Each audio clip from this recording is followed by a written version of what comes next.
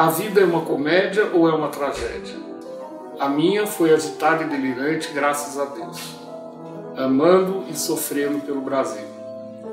Se agora, aos 89 anos, me fosse perguntado qual a existência que eu gostaria de ter em outro Brasil imaginário, mas igual a este, minha resposta seria categórica: exatamente a que tive, pois delicioso é ser louco manso em delírios de utilidade pública.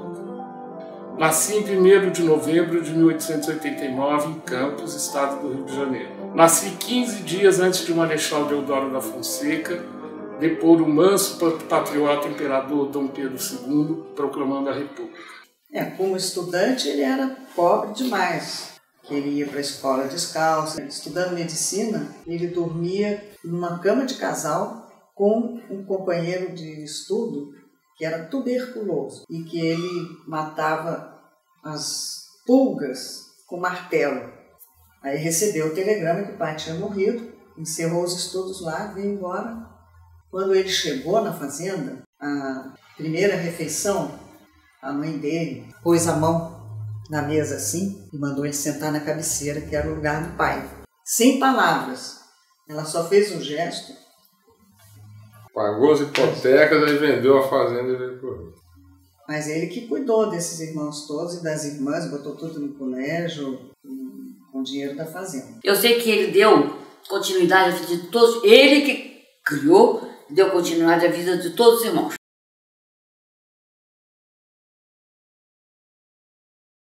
Minha filosofia sempre foi de absoluta descrença na eficiência das forças físicas ou materiais no campo das relações humanas e de inabalável crença na invencibilidade da força moral. Por tais pecados, fui expulso do Brasil em 28 de outubro de 1930. Tais castigos, incêndio do meu jornal, fechamento do meu partido e exílio, não alteraram em nada minhas convicções. Ao contrário, robusteceram-as. Hoje, aos 89 anos, mais do que antes, acredito na ordem, na democracia e na invencibilidade da força moral. Através de ficções jocosas que, entretanto, retratam a realidade do Brasil e do mundo que testemunhei nesses 89 anos de minha existência e com fatos documentados, espero que esta minha autobiografia divirta o leitor e o faça, muitas vezes, raciocinar, refletir, acordar.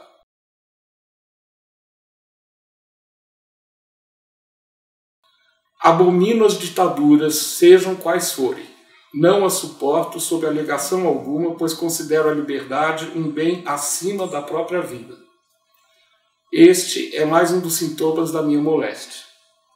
Foi graças a esta obsessão maníaca que tive êxito na medicina, sem vocação para médico. Que tive êxito ao administrar a usina açucareira Cambaíba, em Campos, sem nada conhecer da função. Que tive êxito como superintendente da Companhia de Transportes Oceânicos de Carvão, que tive êxito na construção de mais de 100 casas no Rio de Janeiro, que tive êxito como superintendente na Companhia Carbonífera Rio-Grandense em Porto Alegre, que tive êxito na corretagem de imóveis, que tive êxito em avaliações de imóveis na Bolsa de Imóveis do Rio de Janeiro, que tive êxito na campanha pró-monopólio estatal do petróleo, da qual fui presidente de honra com Arthur Bernardes e os generais Horta Barbosa e Estevão Leitão de Carvalho, que tive tanto êxito nos jornais matutinos O Imparcial e A Ordem, ambos incendiados, um acidentalmente e o outro pelo povo, que tive êxito como um dos fundadores e diretores do Jornal de Debates, em companhia de Plínio Catanhede e Mário de Brito, enfim, que tive êxito em todas as minhas atividades. Ele trocava de profissão a cada 5 anos. Onde ele metesse a mão, ele se dava bem, era uma coisa impressionante. Ele falava uma coisa que eu, quando era pequena, eu escutava e ficava impressionada. Ele falava assim: se eu tiver que ser lixeiro, eu vou ser o melhor lixeiro do Rio de Janeiro. Eu olhava para ele e falava: nossa, que coisa estranha, né? Eu vou ser o melhor lixeiro do Rio de Janeiro. Ele entrava de cabeça em tudo. Ele gostava de praticamente dominar a família. Ninguém fazia nada sem perguntar de João Augusto. O João era um cara muito explosivo, mas ele era um cara de uma sedução absurda. Eu assistia às vezes algumas cenas dele, porque ele queria alguma coisa de uma pessoa O que ele conseguia ser simpático, agradável, interessante, envolvente, só podia se opor a uma regra para obedecer a uma regra maior. Então, era uma mistura de um moralismo radical com um anarquismo, né? Porque ele não era de esquerda, ele era anarquista.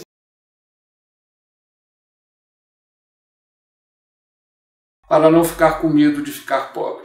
Todos os ricos que conheçam dormem mal, são inquietos. Vivem assustados com úlceras estomacais. Este perigo eu não corro, porque estou convencido da verdade deste lema. O dinheiro que a gente guarda, perde. O dinheiro que a gente gasta, goza. E ele dizia que um dia o Roberto Marinho tinha chegado para ele e disse o seguinte: Pimenta, você é o cara que eu conheço que tem mais jeito para ganhar dinheiro. Eu nunca conheci ninguém com a capacidade de ganhar dinheiro que você tem. Então explica para mim, por que você não quer ficar rico? Porque ele fazia isso, né? Ele ganhava muito dinheiro, parava de trabalhar, ia passar, ele fazia viagem de 1 ano para a Europa, torrando, voltava na pendura e começava tudo de novo. E aí, ele disse por uma razão muito simples, Roberto. Para não ter que passar o resto da minha vida com medo de ficar pobre que nem você. Quero morrer pobre, mas tendo vivido como rico. E não viver como pobre e morrer como rico.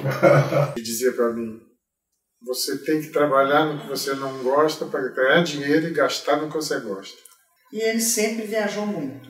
Gostava imensamente de viajar. Ele dizia que ele trabalhava por prazer e viajava por necessidade. Viagem para ele era fundamental. Então ele tinha que sempre dar uma desculpa para viajar e, em geral, ele procurava algum lugar santo, porque a minha avó era muito religiosa, então ele arrumava uma desculpa. Uma desculpa, vamos conhecer Fátima. Então foi lá, vamos conhecer Lourdes. Aí foram lá. E com isso ele ia para a Europa toda, visitava tudo aquilo que ele queria. Né? Ele tinha medo. Essa coisa do medo de ficar pobre era um fantasma na vida dele. Né? E ele lutou com isso o tempo todo. Então ele ficava pobre para não se deixar intimidar pelo medo de ficar pobre. Por isso, adotei sempre a seguinte filosofia: preferir morrer velho e pobre, mas tendo vivido como rico, a morrer velho e rico, mas tendo vivido como pobre. Esta filosofia é clara, mas poucos têm a coragem de segui-la, de praticá-la. Consideravam uma manifestação de loucura, verdadeiro delírio.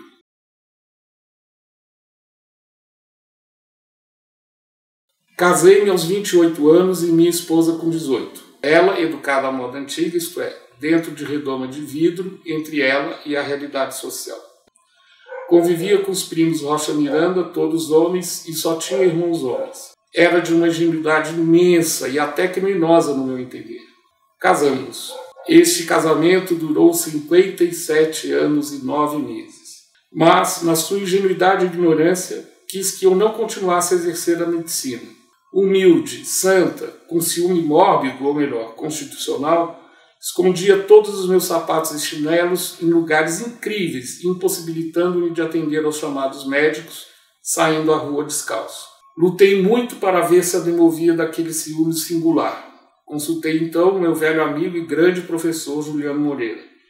E o amigo dele conversa com a vovó, conversa com ele e diz para ele o seguinte: Pimenta, você só tem uma opção. Ou você fica com a sua mulher, ou você fica com a sua profissão. As duas coisas. O professor dela. Abandonei a medicina para não desgraçar minha mulher, para não me desgraçar. Esta foi minha salvação, porque a medicina, para quem a exerce como um apóstolo, é a mais cruciante das profissões. Mas para quem faz da medicina uma indústria, é uma das melhores e mais lucrativas do mundo. Deve ser a medicina exercida como um apostolado ou como uma máquina de produzir dinheiro? Deixo a resposta à consciência de cada um.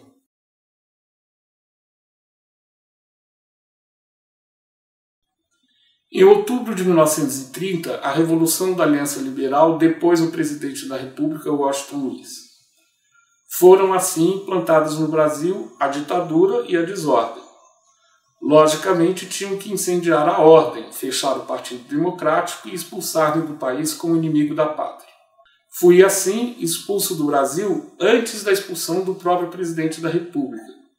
Recebi essa preferência como uma honra, pois meu crime era defender a ordem. Quando a ordem é empastelada, ele é preso. Quer dizer, ele não é preso. Ele foge para não ser preso para a Embaixada do Chile, né? E porque ele tem ordem de prisão decretada pelo Estado Novo. Né? Sim. E aí havia essa coisa, se ele pisasse em solo brasileiro, ele seria preso. Então ele sai no carro do embaixador do Chile. Sim. E o carro entra no porto até em cima da prancha do navio, porque se ele... E a polícia acompanhando. Se ele pisasse em território brasileiro, a ordem de prisão estava decretada. Ele não podia entrar em território brasileiro. Então ele desce do carro na prancha do navio. Nossa, e sobe. Disso. Por que fundei o semanário Jornal de Debates com Plínio Catanhede e Mário de Brito? Muita gente supõe que tem opinião própria, quando, na verdade, a opinião é fabricada pelos órgãos de divulgação, imprensa, rádio, televisão, livros, anúncios, discursos e demais meios de comunicação. Aí ele gostava de ler o jornal que tinha as ideias contrárias a ele. Eu preciso ler o Globo todo dia, porque eu preciso saber como é que eu tenho que pensar. Exatamente o contrário. Segundo ele, o Roberto Marinho era governista. E ele não, ele era sempre contra. Então ele adotava muitas as informações do Jornal do Brasil, mas lia o Globo exatamente para confrontar com o Roberto Marinho. Ele fez um debate com ele mesmo e as pessoas juravam que eram duas pessoas. Quer dizer, esse negócio da polêmica e da coisa da dialética que ele fazia no jornalismo é fantástico, porque ele chegou a defender posições contrárias com fundamentos, com argumentos e tudo, e as pessoas juravam, eu sou do lado de fulano, eu gosto do que Batos Pimenta escreve, não do Gregório, e era a mesma pessoa, né? Pouquíssima gente sabia disso, isso é genial. Agora, eu acho que o grande estrela em termos de jornalismo foi o Jornal de Debate. Por causa dessa coisa de abrigar, a maioria dos jornais, se não todos, eram de uma determinada linha e só abrigava gente que escrevia naquela linha e tal. De repente você tem um jornal em que você tem posição A com a posição Z e em diálogo, né? O Jornal de Debates, ao lado de algumas expressões da cultura brasileira, era, principalmente, o órgão de expressão da massa popular, da massa favelada, da massa indefesa, isto é, da enorme maioria do povo brasileiro.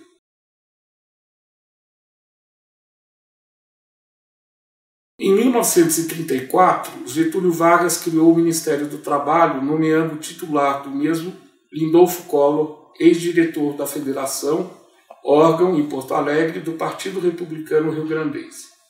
Pedi a Lindolfo Collor, meu amigo, para que o Ministério do Trabalho reconhecesse como legítima a profissão de corretor de imóveis, no que fui atendido.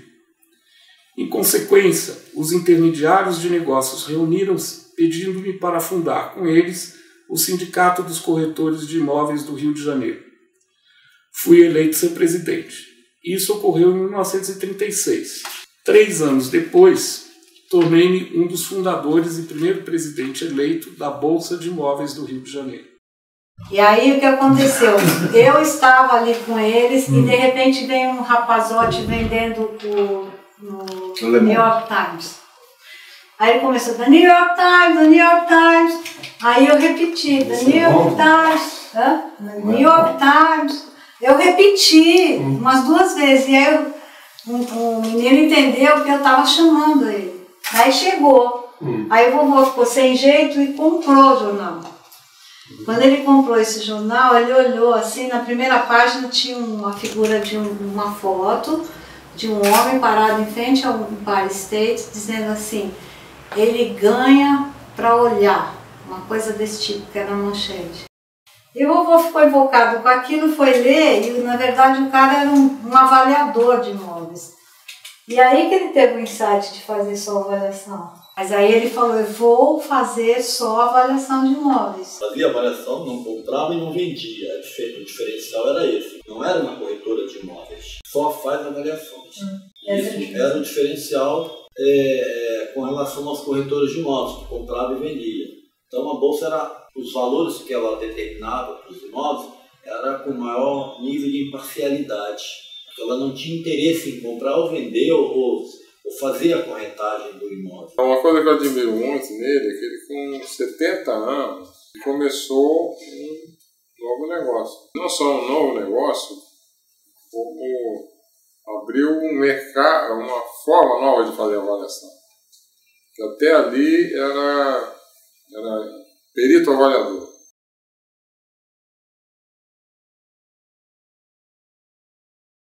Eu sei que no livro tem tudo que ele queria deixar de mais importante. O sistema era mais ou menos o seguinte: ele tinha uma folha, alguém datilografava, ele dava essa folha para mim toda rabiscada com a letrinha dele tremida. Eu era um dos poucos que decifrava a letra dele. Aí eu batia aquilo tudo limpo, levava para ele rabiscar tudo de novo. Wanda conta da morte dele e que ele disse, não adianta chamar não, eu estou tendo isso, aí ele era médico, né, originalmente.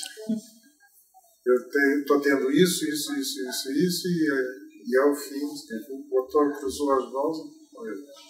Eu estou tendo isso, mas com detalhes ele disse que estava tendo, não vai dar tempo, fica aqui, A vida é uma comédia ou uma tragédia?